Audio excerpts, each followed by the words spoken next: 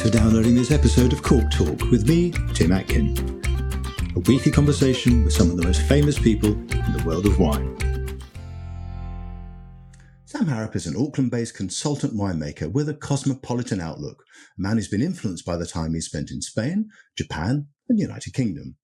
An advocate of what he calls beautiful simplicity in wine, Sam is as happy discussing Frank Lloyd Wright, sake and the Zen aesthetic as he is talking about Brettanomyces, palate training and the potential for premium, no-alcohol wines.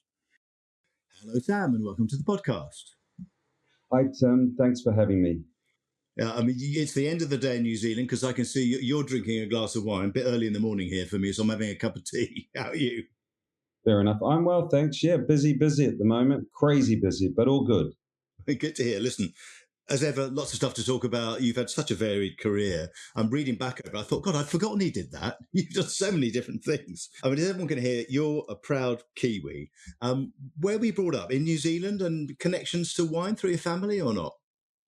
Yeah, I'm a proud Kiwi, and I was brought up in Auckland. And my family is not from the wine side, to be honest, although I've got a couple of cousins who are deeply involved in the industry. But yeah, we're not at all related to the wine industry. I just found it at university, really, and went from there. And what did you study at university? Did you study winemaking? Well, I did my undergraduate was commerce, and marketing and management, and then went and did a postgraduate at Lincoln University. After that, which really got me hooked on the whole wine thing, and the rest is history, to be honest. I mean, Lincoln's the place where a lot of top Kiwi winemakers study, isn't it? Yeah, it is. It was very early then. I don't know. It's improved a huge amount in terms of the course detail and professionalism. It was very early days. But the great thing about the postgrad when I did it was that there were people, my peers who were studying were just all so damn passionate. You know, they were driven by this enthusiasm for the product, but this burgeoning sort of young industry that was really starting to just get warmed up. And so everyone was really excited. It was a great environment to study and we learned a lot in that postgraduate diploma. I mean, like many winemakers in New Zealand, your first job was at Villa Maria. I mean, amazing kind of hotbed of talent, really. The future MWs as well. You know, Kim Milne, Steve Smith, Alistair Mayling. They all worked for Sir, as he became, George Fistonich one time or another. Who was there with you when you were there? Well, of course, Steve Smith was there and Grant Edmonds. They were the chief winemaker and chief viticulturalist. But my direct report was Michelle Richardson, who I'm sure you've met.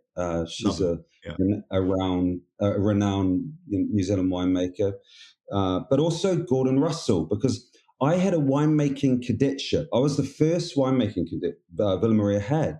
And so what that meant was that I was on a sort of a rotational program. I'd do winemaking over vintage, and then after vintage I'd do viticulture, and after viticulture I'd do sales and marketing, and after sales and marketing I'd do IT, et cetera, et cetera. So I got this incredibly well-rounded sort of, education firsthand, working in this amazing business, Villa Maria. It was a great platform for the rest of my career.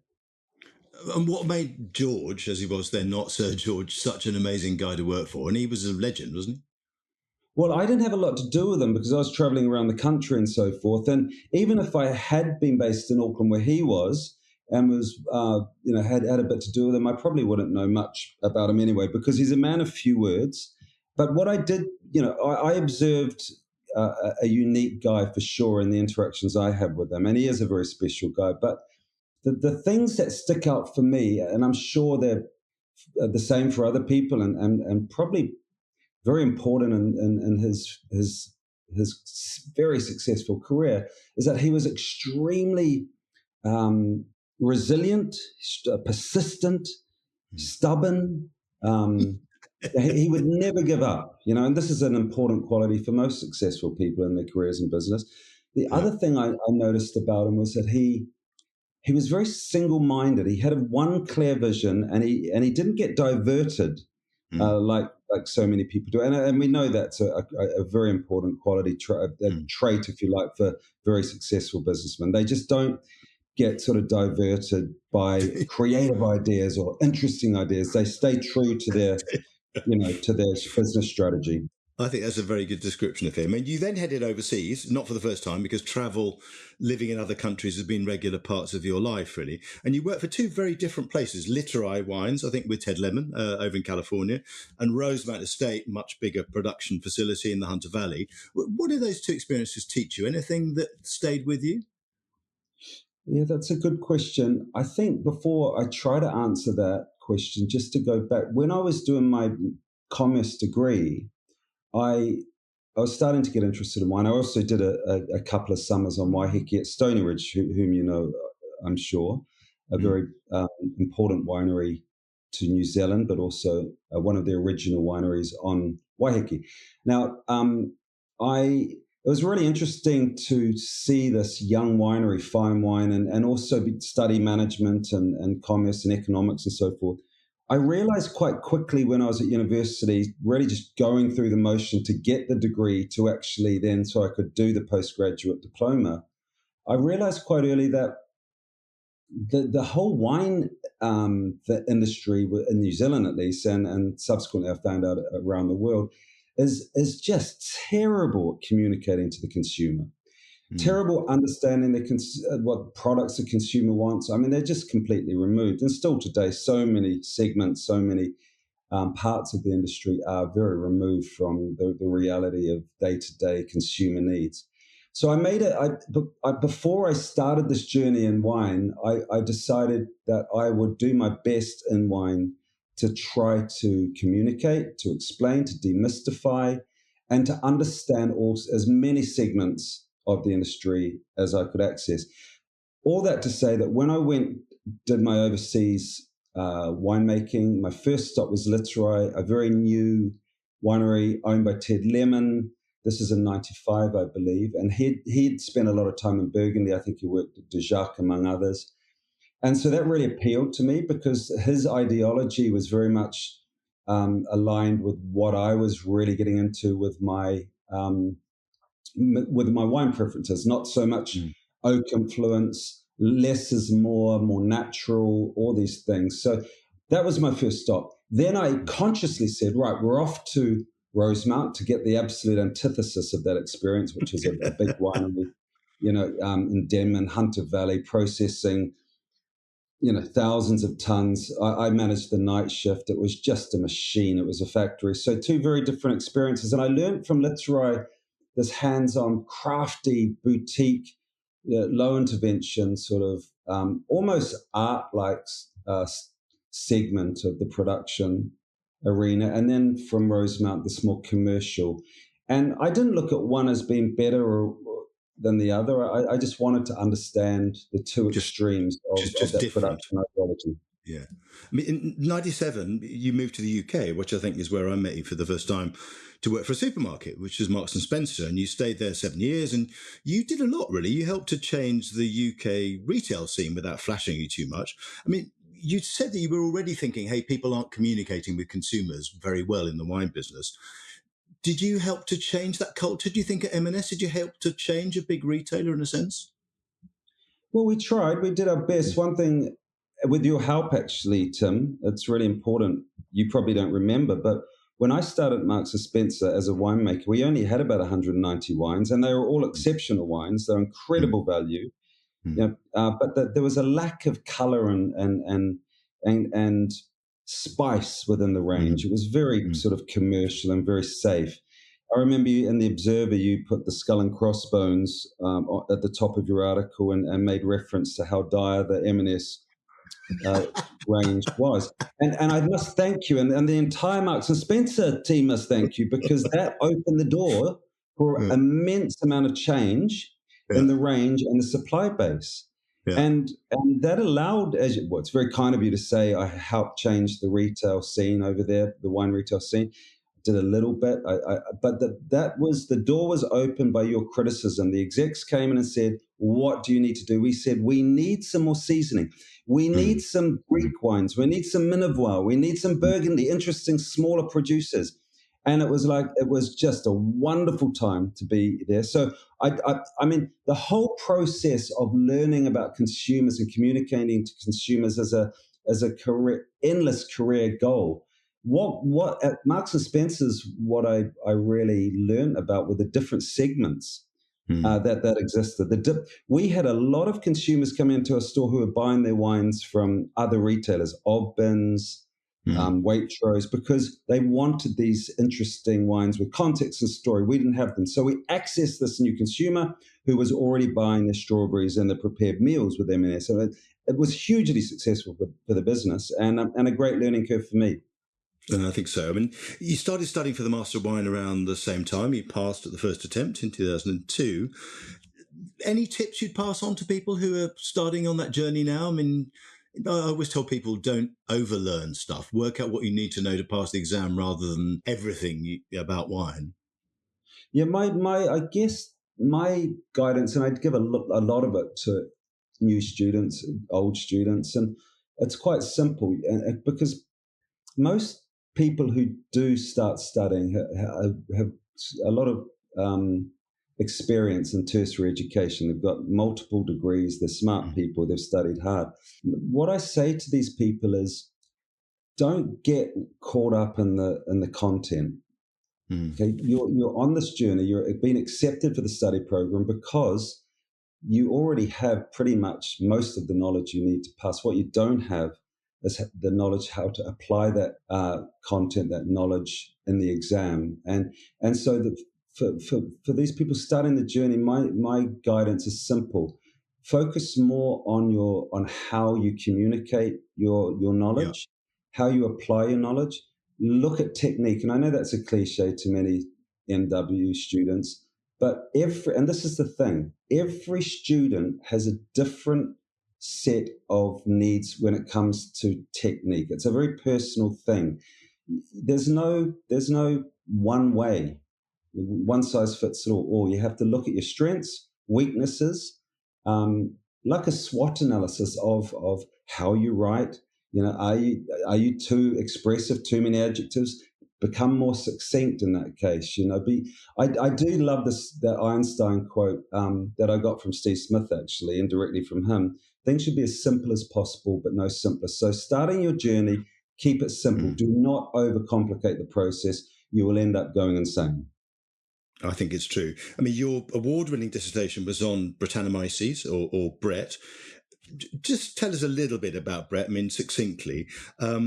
And I'm just interested in this whole thing about whether it's always a fault, even at low levels. I mean, I hear lots of people say, oh, I quite like a bit of Brett. I mean, what do you feel about that? I mean, just tell us a little bit about what it is, how it manifests itself, but also this line about a bit of Brett can be a good thing.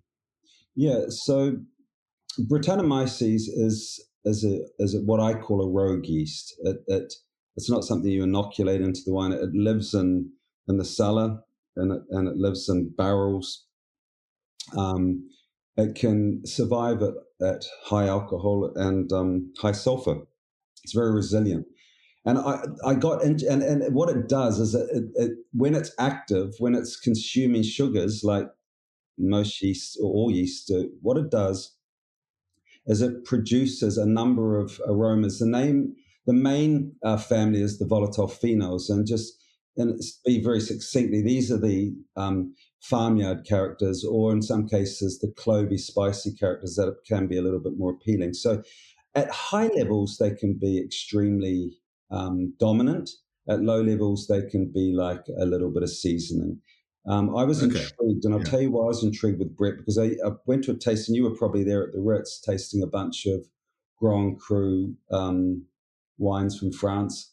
And I remember seeing these old English gentlemen wine trade who were just waxing lyrical about one particular wine that I was tasting at the time, saying the terroir was magnificent. Can you taste the terroir of this particular wine? All I could taste was Brettanomyces. It was a smell of cow manure. And I thought, That is Yeah. not Brett. So to answer your question, that is not Terroir, that is Brett. So to answer your question, I know I've gone a long way around it. It's hard to be succinct, but for me, I realized then and there it is not Terroir. And I also realized that there are two types of wines in the world. All wines can fit into two categories. One, which is a wine of style, and one which is a wine of sight. So where wines have a little bit of Brett that improves the complexity, if you like, where the bread is not too dominant, not too dried out. It can certainly enhance that wine, but that's a wine of style. That is not a reflection of the place where those grapes are grown. I don't think there's any role for Brettanomyces in the wine of sight category, Interesting. if you like. Yeah. Yet there is a lot of Brettanomyces in these so-called wines of sight that we see in many famous wine regions around the world. So we have to be careful. In my mind, places like Burgundy, there are many wines of style that are traded as wines of place. We have to be careful. And one of the reasons is because of Brettanomyces. Another might be reduction, volatile sulfur compounds. They dominate the actual place, the aromas and the fruit, the precursors and the aromas of the fruit that come through from that particular site. They dominate and create a wine of style, which is... I think that's a very interesting and I think important distinction for people listening. Let's talk a bit about Japan, because in 2003 you went there for the first time. Something of a seminal moment for you, really. You once wrote that I can trace my journey towards elegance and beautiful simplicity in my winemaking to my first trip to Japan. Just define this concept of beautiful simplicity for us.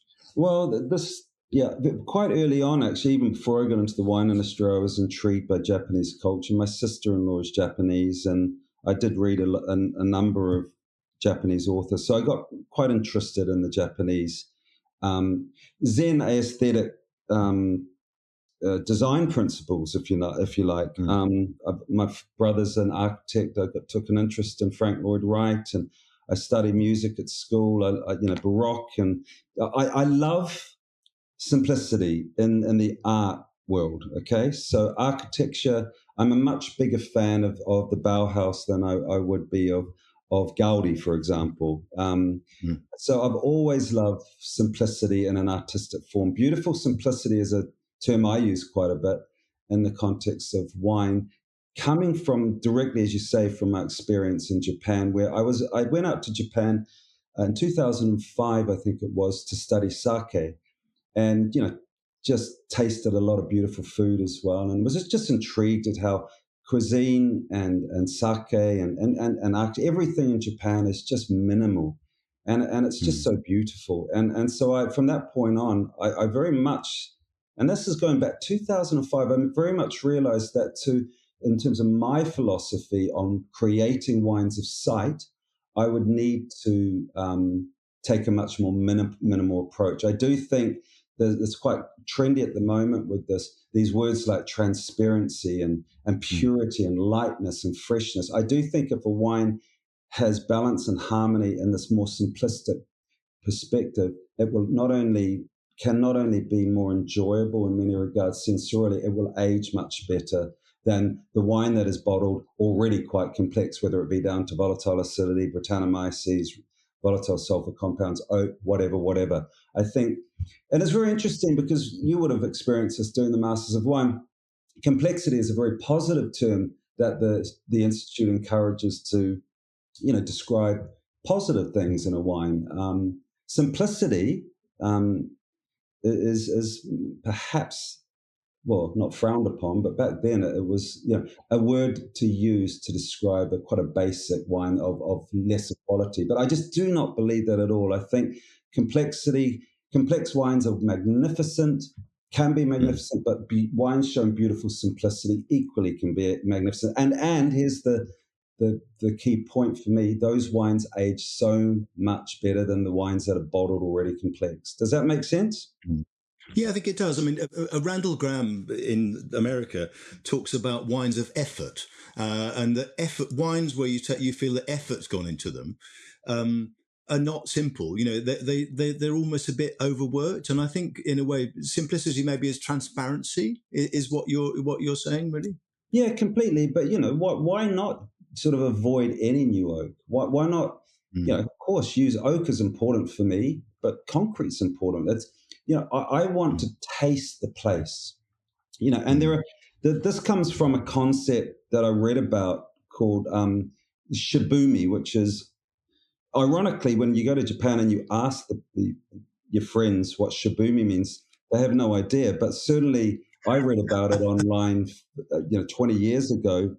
And it's an architectural design concept that apparently is a Japanese concept which embraces simplicity, implicitly, modesty, naturalness, everydayness, imperfection. You would have heard me talk about wabi-sabi.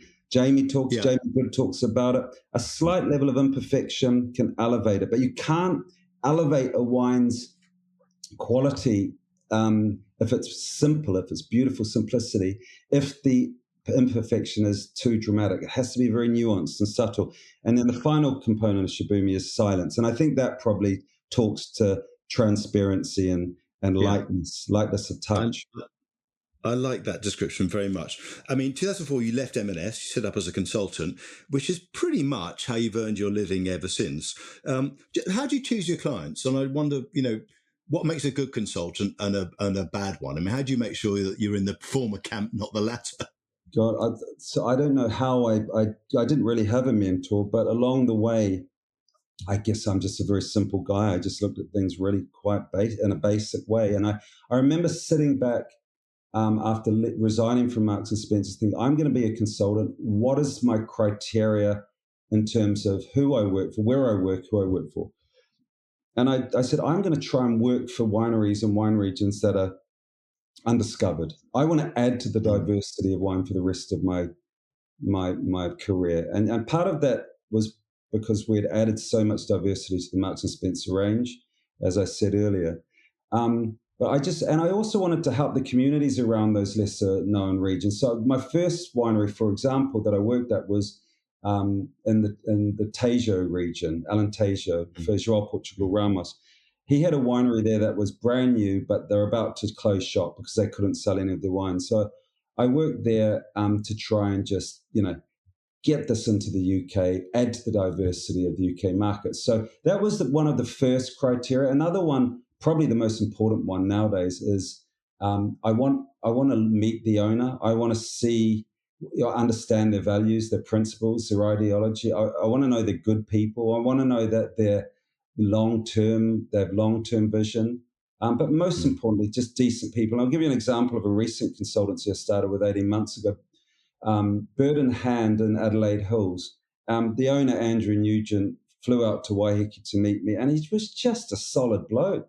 He didn't talk about, I want to sell, I want you to help me sell, I want you to help me improve the wines drastically. He just wanted someone to keep an eye on his team, whom were just fantastic, by the way, and that's very much how I work. I don't work with wineries, and I never have, where the winemakers aren't exceptional. Because I'm not one of these Michelle Rowland types who comes in and is prescriptive. I guide. I guide my clients gently, and I act as a sounding board and bring clarity to their mission, and help the entire winery and the culture of the team as well. Happy worker is a good worker, right? So a big part of my role nowadays is, trying to help the improve the positivity or the education and knowledge within a team. It's so important, the long-term sustainability. Yeah, I think you do that very well. Let's talk a little bit about judging, because you're a very good taster, blind taster. You've done a lot of show judging, and I spent some very happy years with the International Wine Challenge. Do you enjoy blind tasting? I mean, do you like being part of a panel? Any tips you'd pass on to people about how to do it well? Yeah, I do. And I must say, Tim, I loved that 10, 11 years or whatever it was at International Wine Challenge as one of the co-chairman with you, because 500-600 wines a day. I mean, what a training ground. I mean, just blind, so it was, the taste buds were just on fire, and they still are because of that experience. I mean, it was, I liken it to just getting fit, getting your palate fit. And my colleagues around the world, when I visit these clients, they're amazed at how I can taste for like 6-7 hours and still have, That's nothing. energy and accuracy, and they're sort of fading away to nothingness. And that the IWC is part of that. So I do think blind tasting is essential for any wine professional, certainly winemakers. But you don't need to do competitions. I think benchmarking is within your own sort of business framework and market sort of area, if you like, is absolutely essential. And I do a lot of benchmarking with my clients, blind tasting alongside the competition locally and internationally. And it's really important to just keep that sort of continuous professional development. It's essential in my world. Yeah, and I think you're right. I mean, as well as being a consultant, we've talked a little bit about that. You have your own wine label in New Zealand. You make Chardonnay, Syrah, on Waiheke Island, which is near Auckland, where you live. And many people listening to this podcast won't have been there, I suspect, won't even know about Waiheke Island. Just tell us what makes it special, because it's kind of a privileged little micro terroir, isn't it, just off the North Island? Yeah, I mean, if you take the same sort of latitude of the Northern Hemisphere, I think it's it's like the top of the Middle East. I mean, it should not be growing decent grapes and making decent wine. But I know I'm biased, but I do believe it makes some of the greatest Pinot Gris, some of the greatest Chardonnay, of course, some of the greatest Cabernet Syrah, and many other varieties in New Zealand. And it's so bizarre. And the reason you can make such great wine there, I believe, if you've got the skills, it's a few things. It's a small island. It's a beautiful subtropical island surrounded by water, of course, which acts as a bit of a fan in the afternoon, and that's those summer months, cooling the vineyard. So it really never gets above 30 degrees. Quite often it's 26, 27 high over the season. But in winter it's quite warm as well. It acts like a sort of electric blanket, if you like. It keeps it warm. So it doesn't ever really frost. Occasionally it does, but so it's quite a mild climate, but it makes stunning wines. Well, another reason was the yields are tiny, and because it's all dry farm, there's no water mains coming into Waiheke from the mainland. So tonnage, and a good tonnage is around 3 ton a hectare, which is just nothing compared to the likes of Bordeaux and Burgundy. And certainly I've seen years where I've got 1 ton per hectare, tiny yields, tiny berries. It's dry climate. It can be quite humid, though. It's not a great place for organics, but it is a wonderful climate, wonderful people. The culture is fantastic. It's one of the most diverse populations on the planet, and I'm not joking. There's only about 10,000 people that live there, but we have Argentinians, Chileans, Italians, Spanish, Japanese. It's staggering. We have brain surgeons. We have criminals. It's rich in Tūranga Waiwai for me, which is a Maori concept, which essentially means the place where I feel empowered, where I feel special, where I feel like I can do great things. It's rich Tūranga Waiwai for me and many others who live there. It's a very special place. No, I've only been there twice, but I love it. Listen, in 2011, you co-authored a book, very good book, with Jamie Good, journalist Jamie Good, called Authentic Wine. I just wonder, would authentic wine describe your wine style? Well, no, I think that I try to make my wines as authentic as possible, but I think, we're not talking a binary opposition here. It's more nuanced. I think for me and Jamie and myself, when we wrote that book, we were looking at authenticity as almost like a stake in the ground that the industry should look at and try to understand and follow. It's a personal concept to each and every one of us in this trade. For me, it's, and Jamie in the book, we talk about a lot of things. Authenticity, an important part of authenticity is terroir. An important part is how much you intervene, minimal versus a technical, excessive.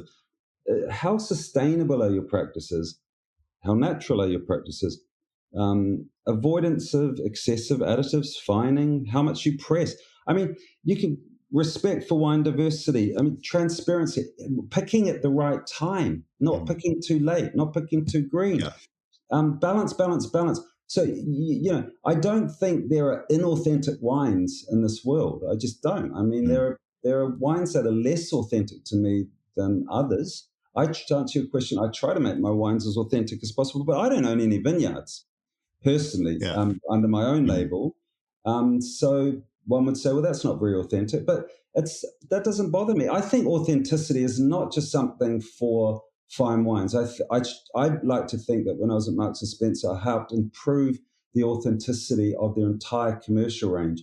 And that's one of the reasons Jamie and I wrote that book, because at a time we wrote it, 2011, 2010, the big supermarkets were going to tenders. They were going race to the bottom. It was quite a depressing time. We could see the curve of quality going down at that entry level.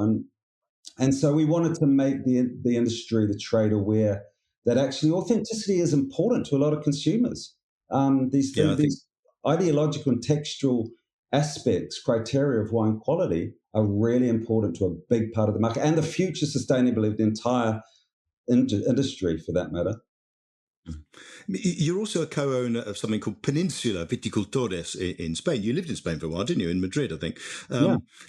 Just tell us how much time you spend in Spain now and what that business does exactly. Because one of the things it does is Bidiona, which is in Rioja, which we'll talk about in a second. But just tell us what you do as a whole with that business. So I'm very fortunate that a great friend, mentor nowadays, and my boss and my business partner, a guy called Andreas Kubak, who's also a master of wine. I've known him since I was 25 when I started at Marks and Spencer. He's a similar sort of age. We've come through our careers together and crossed paths over the years. And he approached me in 2013 and said, come to a winery in the Ucles region, which is about 45 minutes southeast of Madrid. A friend of mine has a 500-hectare organic estate. It's all going to piece. It's all sold in bulk. Let's improve the wine quality. Let's create brands. Let's do special things. So we started running that vineyard, that winery, and selling it and marketing it for the owner. Then to do that, we created a business called Peninsula, which also makes wines all over Spain, for that matter. We make wines in Toro. We make wines in Ribera del Duero and Sierra Gata, all sorts of places, Chacali, which we label under the Peninsula Wines brand. But in 2017-18, we got approached by a Basque businessman who wanted to buy a winery in Rioja Alavesa, and we took the challenge strongly. We were very excited. We love Rioja Alavesa in particular, and he bought the winery, he bought into Peninsula, and we are now running that winery and the marketing and sales and the winemaking and the team of both wineries. So we have 4 partners in Peninsula. 2 are our winery owners, and Andreas and myself, and an extensive team of about 16 in Madrid and 40 throughout the wineries make the wines, grow the grapes, and sell into the global and domestic market. So it's a very interesting business model, and it's going really, really well. I mean, you said to me that you thought Rioja had as much untapped potential as any wine region, not just in Spain, but in the world. Is it slowly getting to that potential, do you think? I think it's got a long way to go, but certainly we started in 18 and with a very clear winemaking philosophy, which we call sympathetic winemaking. We do believe in this concept where you respect methodology to a point, but you really respect your intuition. It's a low interventional model, but it respects science. So we want to make pure wines, pristine wines, ideally beautiful, simple wine, beautifully simplistic wines that shout the place, that shout Rioja Alavesa, that Tim, better than probably anyone on the planet, is certainly outside of Rioja Alavesa, is a remarkable piece of terroir, very complex, diverse piece of terroir. So we started a winery fully dedicated to making wines of place that are not Criantha. We use oak, we use bigger oak, we use concrete. So we do not do any reserva under Bidiona. We celebrate the diversity of the villages by making wines. Actually, we make wines from 6 villages now, and they're all made exactly the same way. Now, I do think it is one of the greatest wine regions on the planet, this is not hyperbole. It really isn't. I just think there are a number of factors that make it so exciting. One is obviously the soil. It's full of limestone. It's that little area of Rioja that, apart from a small section of Alta, that has really rich limestone soils. the very old vines that we see. I mean, our average age vineyards is sort of 50 years old, but we're making single vineyard wines from 80, 90-year-old vines. I mean, it's a remark. There's cultural heritage there where we want to protect for the Basque people. And then you've got the altitude as well. So you've got those cool nights, the higher you go up the slope from the Ebro River. And all these factors and many others, which we don't have time to explore, create wines that are just so different. And, often we talk about Burgundy, but, we also talk about Barolo as well. I do think Barolo is a more interesting comparison than Burgundy, because I think we're at a place, the movement is a place in Alavesa, and it's still got a way to go, but it's like Barolo 15, 16 years ago, which is, when you think about where Barolo's come, it's a really exciting place to be. And I think we're making already some of the greatest wines in Spain at Bidiona. And I know that sounds a little bit over the top, but these are wines that are just remarkable to us, at least, that compete with all of the great wines that we see in Burgundy and Barolo. It's good to hear. We've talked about authentic wine in your book. You also write an occasional blog on your website, and they're well worth looking at. I had to read a couple of them yesterday. You've got some strong opinions. I like what you had to say about decanting, where you're sort of saying people get it all wrong, that they basically decant old red wines, which often, don't need more air, more oxygen. But the thing I really want to ask you about was low and no alcohol wines. I mean, how low should we go as consumers? I wonder, as a winemaker, is it possible to make drinkable wine, and I use the word wine advisedly, with no alcohol? What are the technical compromises involved, do you think? Well, once again, we need to, our view as professionals, as masters of wine is one thing, but what does the consumer think about wine quality? It's very different from what we think, right? You and I want context. You and I want ideology. You and I want sensory joy. But most people just actually want the wine. Most people want the wine to just not be faulty. They want it to be pleasant. And nowadays, there's this growing number of people who don't want alcohol because they're moderating their, they were looking at their health. So a few months ago, I was quite skeptical about no alcohol wines. I thought it had a low ceiling, both in terms of volume and value. I think it was potentially a fad because the technology has some way to go. The wines I've tasted at zero alcohol tend to be a little burnt. It doesn't really work with reds for me. You need to pour a load of sugar in there to give you texture, because when you strip the alcohol out, you lose a lot of viscosity and weight and concentration. The wines are pretty, I don't want to upset anyone, but the wines are hard to enjoy for me. And I think for a lot of consumers as well, basic consumers. But that said, it's certainly something the industry has to invest a lot of money on, and the technology needs to get better. And I do think the positioning, and here's the thing, I was with Belinda Kleinig and Joseph Arthur for dinner yesterday. Actually, we went to the Blues game against the Waratahs, which I'm happy to say we won by some place. Joseph is a big rugby supporter, so I took them there. Then afterwards we went for dinner, and they were talking about their vision of low alcohol. By the way, these are two of the team at Marks and Spencer's, for your listeners. Very, very capable people. So we were talking about low alcohol, and I was like, I think it's got a low ceiling, maybe 2% of the total sales, if you're lucky, value, volume, but eventually it'll wither. And they said, absolutely agree that at the entry level, where most of the focus is at the moment, that is the case. But their vision, and I tend to agree with it, is that there's a big opportunity for very expensive, no alcohol wines. When I say very expensive, 15, 20, 25 pounds. But packaged really well, using technology, advanced technology that doesn't even exist today, making balanced wines using, let's say, inactivated yeast to give mana proteins rather than sugar. Of course, sparkling and white will always be more suitable to no alcohol, but I think than red. Red. And I think the future is really bright for those expensive, the more premium segmentation. So I think it's something, because I think we love wine.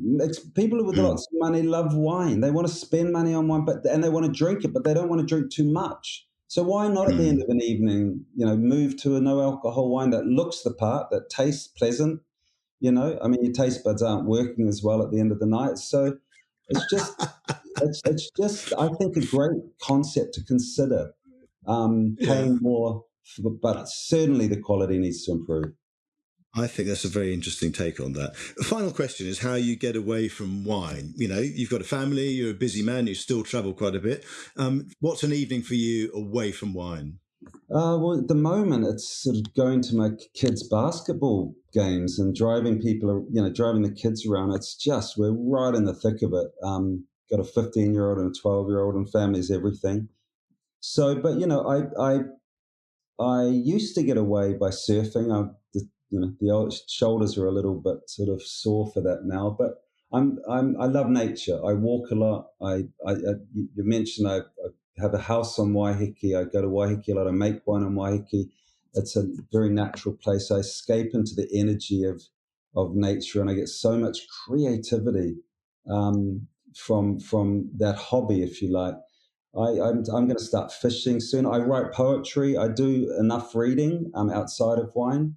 But yeah, I want more. I recently read a book called In Praise of Idleness, and I need to have more quality idle time. I need to learn another language. I want to write more.